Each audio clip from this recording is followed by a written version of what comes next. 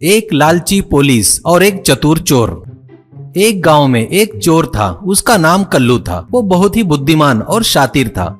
वो बड़ी ही चालाकी से चोरियां करता था। वो कैसे बोले तो वो एक आदमी को फोन करके बोलता है, आपके रिश्तेदार का एक्सीडेंट हो गया है, उसे दवाखाने में एडमिट किए हैं। अपनी आवाज बदलकर कहता था। ये सुनकर उस घर के सभी लोग कार में निकल जाते थे। तब उनके जाने के बाद कल्लू उस घर में घुसकर चोरी करता था।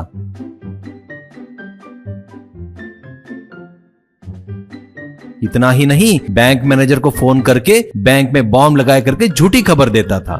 तब मैनेजर के साथ सिक्योरिटी, कस्टमर सभी लोग बाहर भागते थे। तब वो बैंक के पीछे से अंदर घुसकर वहां के लॉकर में रखा पैसा, सोना चोरी करता था। वैसे ही अमीर लोग जिस ट्रेन में सफर करते थे, उस ट्रेन में चढ़कर किसी अमीर से अच्छी बातें करके दोस्ती बनाता था, फिर उसे बिस्किट देता था। वो खाकर वो बेहोश हो जाता था। तब कल्लू उसका बैग लेकर भाग जाता था। ऐसे ही तरीके से चोरी करता था। उसी गांव में शुभम नाम का एक पुलिस इंस्पेक्टर रहता था। शुभम बहुत ही कंजूस था और रिश्वतखोर था। वो अपने कांस्टेबल के साथ उनके पैसों से उसके पसंद का बिरयानी मंगाकर खाता था। ऐसे ही जेल में रहे कैदी को डराकर, धमकाकर पैसे लेता था।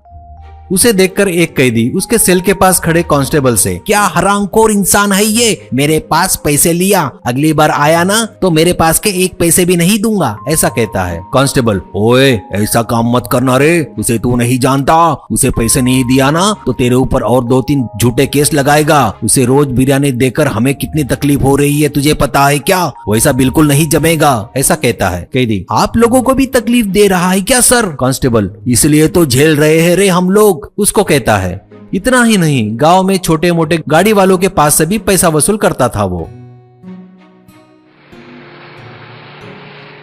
एक गाड़ी वाला दूसरे गाड़ी वाले से, साला पहले से ही अपनी कमाई नहीं हो रही है, ऊपर से ये कमीने का अत्याचार कब खत्म होगा, कब इससे मुक्ति मिलेगी यार, कब मरेगा ये कमीना, ऐसा कहता है।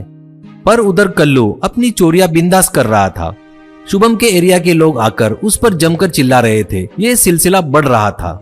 एक दिन डीआईजी शुभम को बुलाकर उस पर चिल्लाते हैं, क्या हो रहा है ये, और तुम क्या कर रहे हो, और तुम उस कल्लू को कब पकड़ोगे? उसके कारण होम मिनिस्टर के पास मेरी इज्जत जा रही है, उसके कारण कितना परेशान हो गया हूँ मैं, तुझे पता है क्या? मेरा भी उसके कारण प्रमोशन रुक गया है, ऐसा कहता है शुभम। हाँ सर, सच कह रहे हो आप, पर हम लोग भी उसे पकड़ने के लिए हर प्रयास कर रहे हैं, पर वो बहुत चालाक है, हमसे बचकर घूम रहा है सर, ऐसा कहता है। डीआईजी, क्या बोल रहे हो तुम, जो मैंने बताया वो घुमाकर मुझसे ही बोल रहे हो, उसे तो पकड़ सकता है या नहीं बता दे। शुभम मन में ही, अरे वाह ये बढ़िया चांस है कल्लू को पकड़ने का, उतना कठिन भी नहीं है, पर उससे मुझे क्या फायदा मिलेगा सोचकर, सर वो अभी तक कई करोड़ रुपए चोरी किया है ना, उस चोर पर हम लोग रिवार्ड रखते हैं तो वो अपने को मिल सकता है सर। डीआईजी, बढ़िया आइडिया दिया है तुमने, लेकिन रिवार्ड कितना रखेंगे, ऐसा कहता है शुभम।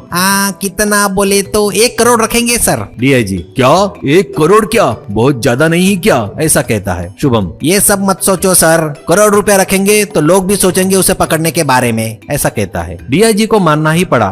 अब गांव भर wanted Kallu, reward 1 crore rupees करके पोस्टर लगते हैं। शुभम सच में बहुत ही बुद्धिमान था, पर उसकी कंजूसी के कारण उसको दिमाग को यूज करने की जरूरत ही नहीं पड़ी, पर वो अब बहुत ज्यादा सोचने लगा। ऐसे ही उसे एक आइडिया आता है। अगले दिन वो गांव वालों को बुलाकर कहता है, देखो अपने गांव के मंदिर के लिए कुछ बड़े लोगों ने सोने की घंटियां भेजे हैं, वो सब घंटियां हमारे पुलिस वाले ही मंदिर में बांधेंगे, उनकी कीमत कई करोड़ रुपए है, इसलिए उसकी देखभाल संभाल कर अच्छे से करना होगा। ये सुनकर गांव वाले तालियां बजाते हैं। ये सब कुछ कल्लू टीवी पर देखकर हंसता है और सोचता है, कैसे भी करके उन घंटियों की चोरी करना होगा। वो उसी दिन रात को मंदिर में आकर देखा तो वहाँ पर सिक्योरिटी और पुलिस कोई नहीं थे। कल्लू, अरे वाह वो घंटियां मेरी ही राह देख रही है, मेरा टाइम बहुत अच्छा है, इसलिए यहाँ कोई नहीं है, ऐसा कहकर